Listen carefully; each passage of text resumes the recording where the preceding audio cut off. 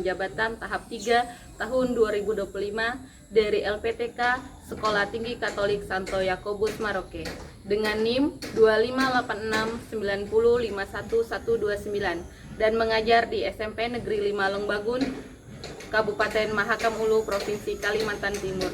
Berikut video UKIN saya. Terima kasih.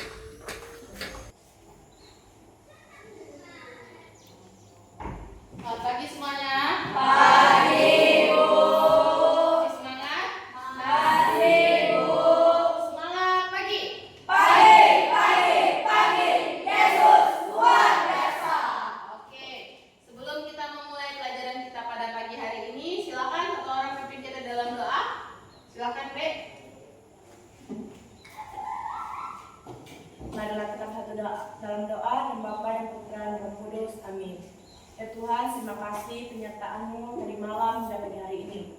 Pagi hari ini kami akan belajar, sekiranya Engkau membimbing pembelajaran yang kami akan lakukan pagi hari ini. Demi Kristus Tuhan dan pengantara kami. Amin. Dan Bapa dan Putra dan Roh Kudus. Amin. Baik, hari ini siapa yang tidak hadir? Hadir semua ya. Hadir semua. Hari ini kita akan masuk ke materi yang baru, yaitu tentang sakramen imamat. Kalau kita dengar kata sakramen imamat, berarti kita ingat siapa? Pastor yang menjadi seorang imam, ya. Sebelum kita masuk lebih dalam tentang sakramen imamat, kita akan menyanyikan sebuah lagu tentang dengar dia panggil nama saya. Ayo kita berdiri semuanya, kita nyanyi bersama-sama. Dengar dia panggil nama saya. Dengar dia panggil nama saya. Dengar dia panggil namamu. Dengar dia panggil nama saya. Juga dia panggil namamu. Oh Irama, oh Irama, Yesus sangat cinta pada saya.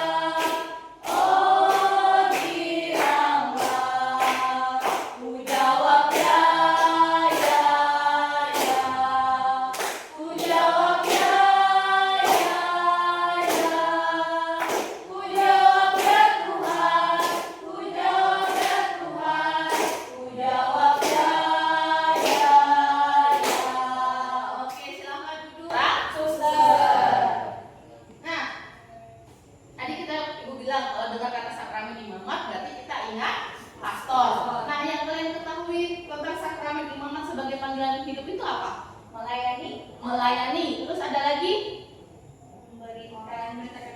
Orang yang memberitakan Injil, memberikan cinta kasih. Kemudian kalau 3 tabisan di dalam sakramen imamat apa saja? Tabisan uskup, uskup, imam,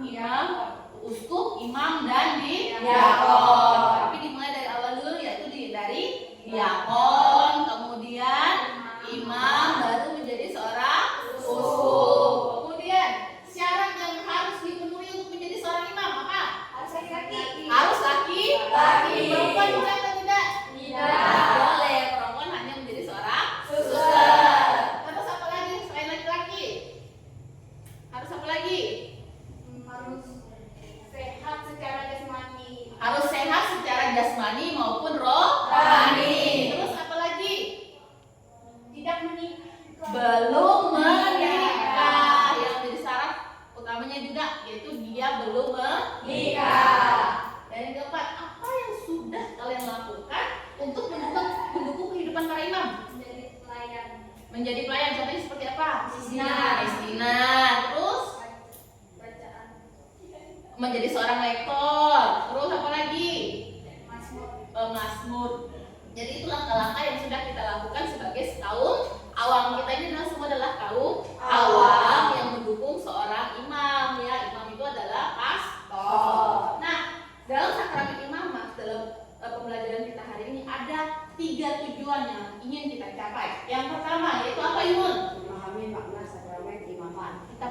memahami apa itu makna sakramen imam. Yang kedua apa Abunya? Mampu menyusun doa untuk mendukung kehidupan para imam. Mampu menyusun doa untuk mendukung kehidupan para imam. Sudah sering mendoakan imam atau belum? Sudah. Yang ketiga apa, Be?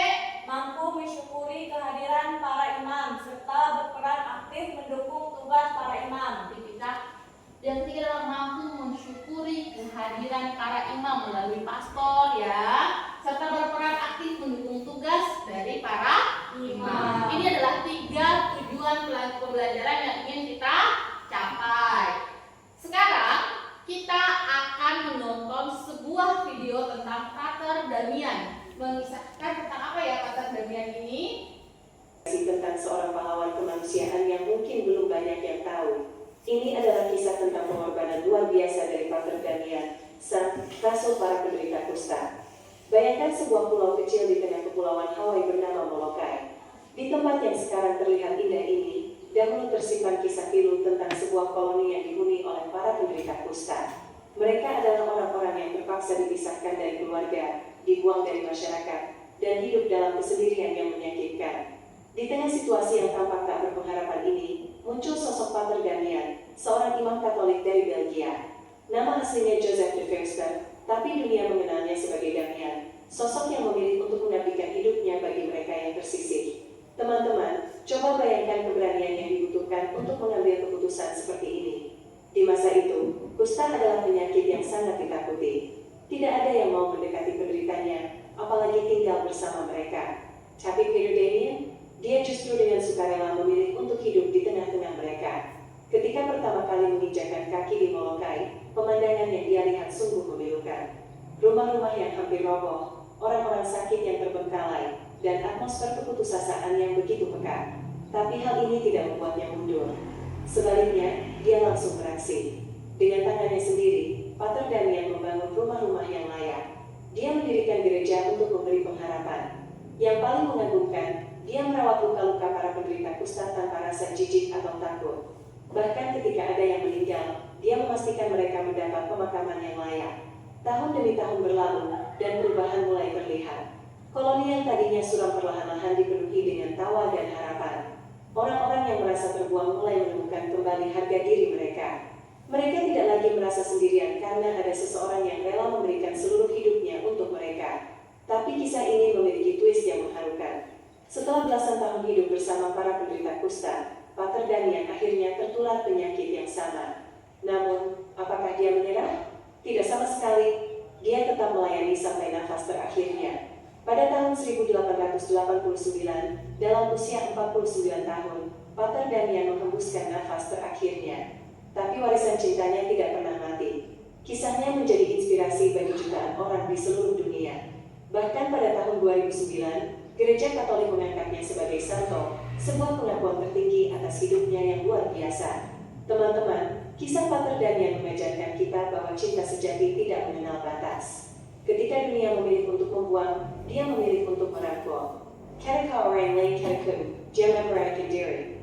Ketika masyarakat menjauh, dia justru mendekat. Sebelum mengakhiri video ini, saya ingin mengajak kita semua untuk merefleksikan bagaimana kita memperlakukan orang-orang yang tersisih di sekitar kita. Apakah kita sudah cukup berani untuk mengulurkan tangan kepada mereka yang membutuhkan? Pater Damian, bagaimana pandangan kalian terhadap karya pelayanan Pater Damian? Setelah menonton video tadi, bagaimana pandangan kalian tentang karya pelayanan Pater Damian? Sudah? Kerendahan hati. Ada lagi? Cinta kasih. B. Tidak merasa jijik. Dia melayani, Bang? Menyayangi dengan tulus hati. Ketika masyarakat disisihkan, ditinggalkan oleh orang banyak karena penyakit kusta pada zaman itu, tetapi Pater Damian dengan berani datang ke pulau itu untuk melayani mereka dengan tulus hati. Duduk di dalam kelompok, ya. Yang satu kelompok beranggotakan 5 orang. Ibu ada tugas diskusi di dalam kelompok. Ada 4 pertanyaan yang akan kalian di dalam kelompok diskusikan secara bersama-sama, ya. Jadi nanti ada dokumen gereja dan kitab suci yang akan kalian diskusikan. Silakan dijawab di lembaran LKPD yang sudah Ibu sediakan, ya.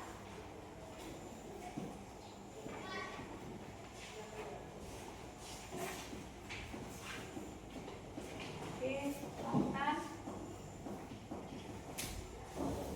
Silakan ya.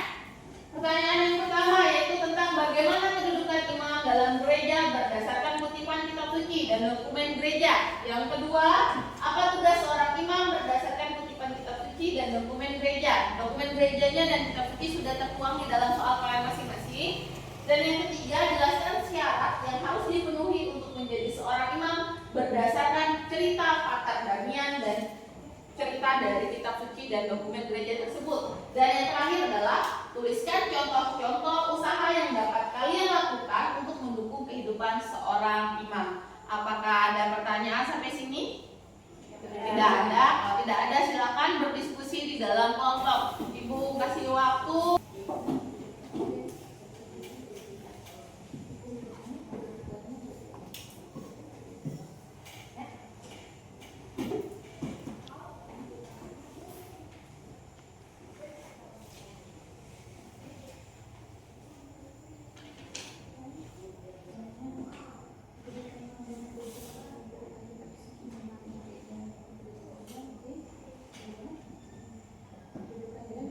Kalau kelompok 1 itu tentang dari 1 Korintus bab 11 ayat 23 sampai 26. Dokumen gereja itu dari KGK nomor 1548.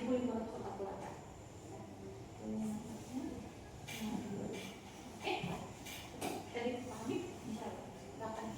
Ayo berdiskusi bersama. Itu dijawabnya di lembaran yang di sini ya.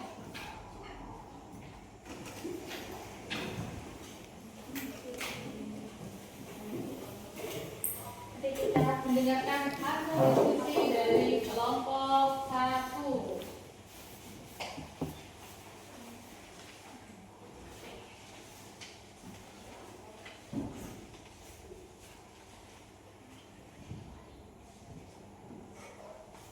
Baik teman-teman, di sini kami dari kelompok 1 akan mempresentasikan hasil diskusi kelompok kami.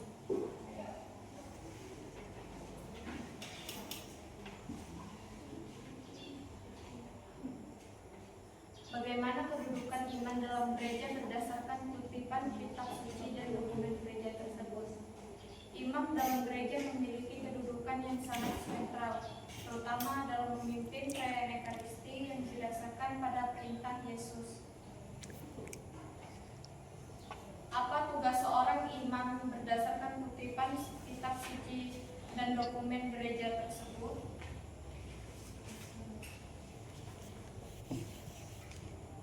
Tugas utama imam adalah memimpin perayaan Ekaristi sebagai peringatan dan perwujudan pengorbanan Kristus, menjadi perantaraan antara umat dan Allah, serta memastikan bahwa sakramen tersebut dirayakan dengan benar dan penuh penghormatan.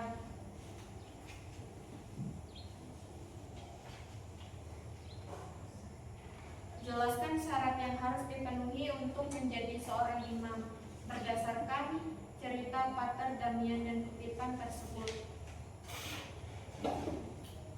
Memahami syarat berdasarkan cerita Pater Damian, kesedihan untuk melayani dengan penuh pengorbanan, kehidupan yang kudus dan berkomitmen, ketekunan dan keberanian, kasih yang tulus kepada sesama. Tuliskan contoh-contoh usaha yang dapat kita lakukan untuk mendukung kehidupan seorang imam.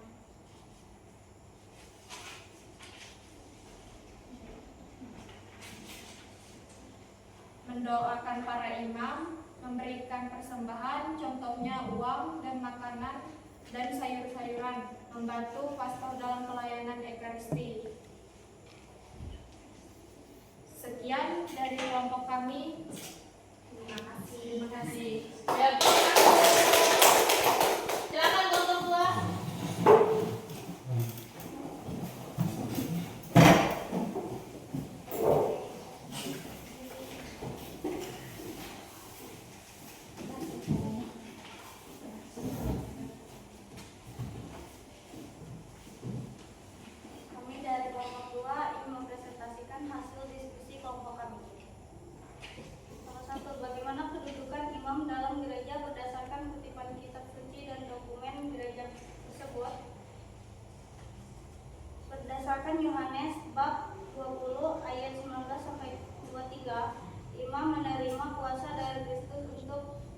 mengampuni dosa dan mengutus mereka membawa damai sejahtera pada umat.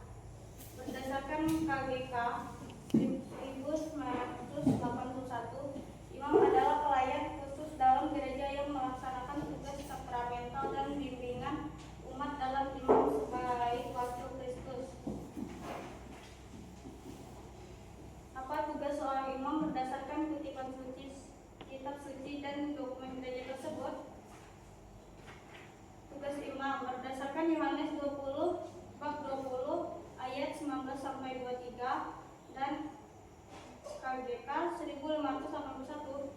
Tugas seorang imam adalah membawa damai Kristus, mengampuni dosa dan melayani umat melalui sakramen-sakramen, terutama Ekaristi dan pengampunan dosa, sebagai wakil Kristus yang diutus untuk membangun dan menguatkan gereja. Jelaskan syarat yang harus dipenuhi untuk menjadi seorang imam berdasarkan cerita Pater Damian dan kutipan tersebut. 1. Dipanggil oleh Kristus dan memiliki hati yang tulus melayani. 2. Menerima kuasa Roh Kudus untuk melaksanakan pelayanan sakramental. 3. Memiliki pengetahuan dan pembinaan rohani yang cukup. 4. Menjalani kehidupan yang kudus dan teladan. 5. Kesediaan untuk menghadapi tantangan dan korban. Tuliskan contoh-contoh usaha yang dapat kita lakukan untuk mendukung seorang imam. Menjadi miskinan saat misa, memberikan persembahan berupa kolekte. Sekian dari kelompok kami. Terima kasih. Baik, terima kasih. Semua hasil diskusi kelompok kalian sudah benar. Sekarang kita akan lebih mendalami lagi tentang materi atau hasil diskusi yang sudah kalian sampaikan tadi. Sebelum kita masuk ke sakramen imamat, kita harus tahu dulu tuh apa itu sakramen. Apa itu kan sakramen? Sakramen adalah tanda-tanda perbuatan ilahi yang terlihat yang diletakkan oleh Kristus untuk memberikan kita rahmat. Jadi sakramen adalah tanda atau sarana perbuatan ilahi yang terlihat yang ditetapkan oleh Kristus untuk memberikan kita rahmat. Ada berapa sakramen dalam gereja Katolik? 7. Apa saja? Sakramen baptis, sakramen ekaristi, sakramen krisma, Sakramen baptis, ekaristi, krisma, sakramen imamat, sakramen perkawinan, pengurapan orang sakit, dan yang terakhir apa? Ada yang satu dilewatkan. sakramen tobat. Sakramen tobat. Itu 7 sakramen yang ada di dalam gereja Katolik. Ciri-ciri sakramen ditetapkan oleh Yesus Kristus. Yang kedua, Memberikan rahmat ilahi, yang ketiga, memiliki tanda-tanda yang terlihat, dan yang keempat, diterima dalam iman. dalam iman. Tadi sudah kita sebutkan ada 7 sakramen dalam gereja Katolik. Kalau sakramen inisiasi ada baptis, krisma, dan ekaristi. Kalau sakramen penyembuhan ada tobat dan pengurapan orang sakit. Kalau sakramen pelayanan ada sakramen imamat dan sakramen perkawinan. Nah, apa itu sakramen imamat? Sakramen imamat adalah sakramen yang memberikan kuasa dan tugas khusus kepada seseorang untuk melayani umat Allah secara resmi sebagai imam atau rohaniwan. Melalui sakramen ini, seseorang diangkat menjadi pelayan Kristus dan gereja dalam bidang liturgi, pengajaran, dan pelayanan pastoral. Kalau prodiakon itu terima sakramen imamat atau tidak? Tidak. Kenapa? Karena dia tidak ditabiskan. Dia hanya menerimakan rahmat dari uskup. Sedangkan kalau imam dia ditabiskan. Yaitu perbedaan antara diakon dan prodiakon, ya. 3 tingkatan dalam tabisan.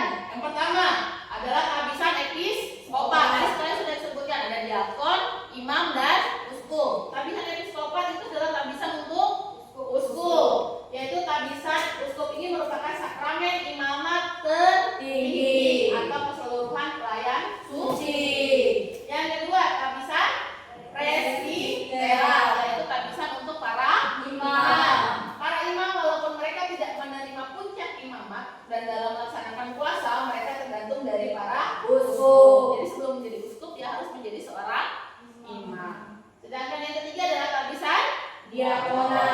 Diakonat itu tabisan untuk diakon. Itu tabisan yang paling bawah, ya.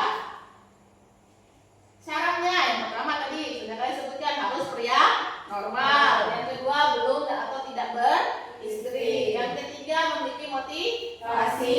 Yang keempat menyelesaikan pendidikan Yesus di 9 hari. Dan yang terakhir adalah memenuhi 5 kriteria dalam imam: kelulusan, kesehatan, pengetahuan, kebijaksanaan, dan kemasyarakatan. Tiga kaul yang diucapkan yaitu kaul ketaatan. Ini kaulnya ini diucapkan oleh imam-imam kongregasi. Contohnya imam MSF, SD, SPD itu mereka mengucapkan 3 kaul, yaitu kaul ketaatan. Yang kedua adalah kaul kemurnian atau selibat, dan yang ketiga adalah kaul kemiskinan. Kalau imam projo apakah mengucapkan 3 kaul ini? Mengucapkan atau tidak? Kira-kira menurut kalian diucapkan atau tidak? Tidak. Imam diosesan atau imam projo tidak mengucapkan ketiga kaul tersebut. Mereka hidup selibat dan mengucapkan janji ketaatannya kepada uskupnya. Apakah kita imam kaum awam ini juga dipanggil? Dipanggil, yaitu dengan mewartakan kerajaan Allah dengan melakukan perbuatan-perbuatan baik, ya. Poin-poin yang dapat kita ambil, yang pertama dari sakramen imamat, yang pertama adalah perantara antara Allah dan umat. Imam sebagai perantara antara Allah dan umat melalui sakramen tobat. Kita umat mengaku dosa melalui imam. Yang kedua, Gembala yang menggembalakan domba-domba. Gembala yang menggembalakan domba-dombanya. Kita semua ini adalah domba-dombanya. Yang ketiga, Pemimpin dalam liturgi dan doa. pemimpin dalam liturgi dan Doa. Dan yang terakhir, Saksi Kristus di dunia. ya, imam menjadi saksi Kristus di Dunia. Oke. Tapi tidak ada pertanyaan? Tidak ada. Paham semua? Paham. Setelah kita mendalami materi tadi, kita merefleksikan apa sakramen imamat itu kita. Bagaimana sikap kita terhadap para imam seharusnya. Dan yang kedua, sudahkah kita berperan aktif mendukung tugas-tugas para imam? Sudah? Sudahkah kita berperan aktif? Sudah. Bagaimana sikap kita? Harus melayani, sopan, ya, tidak boleh mengucapkan kata-kata yang kasar, ya. Jadi kita merefleksikan diri kita.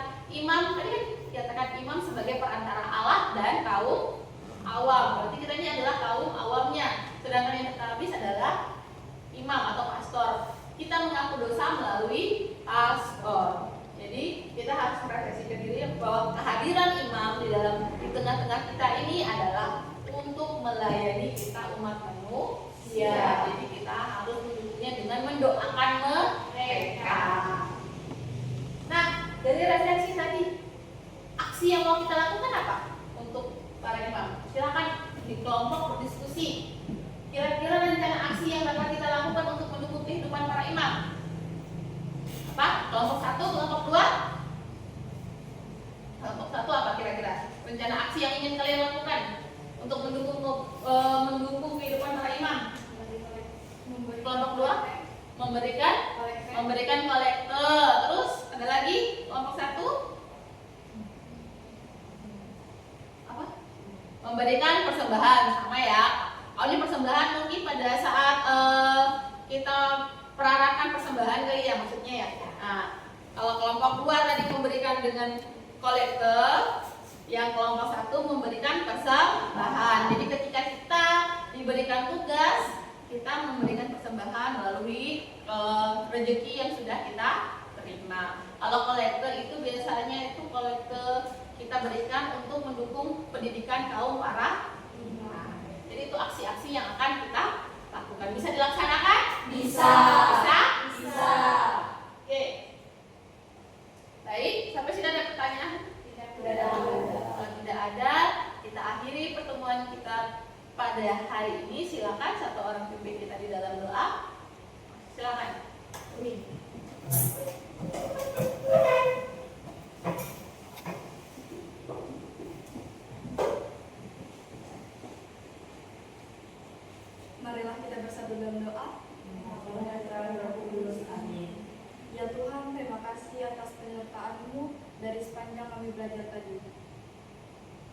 kami ingin mengakhiri pelajaran kami pada pagi hari ini.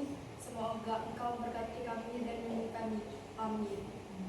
Lalu pada Bapa dan Putra dan Roh Kudus, seperti pada permulaan, sekarang, selalu dan saja, selamat. Amin. Dan Bapa dan Putra dan Roh Kudus. Amin. Terima kasih Uhi. Baik, minggu depan kita akan masuk ke materi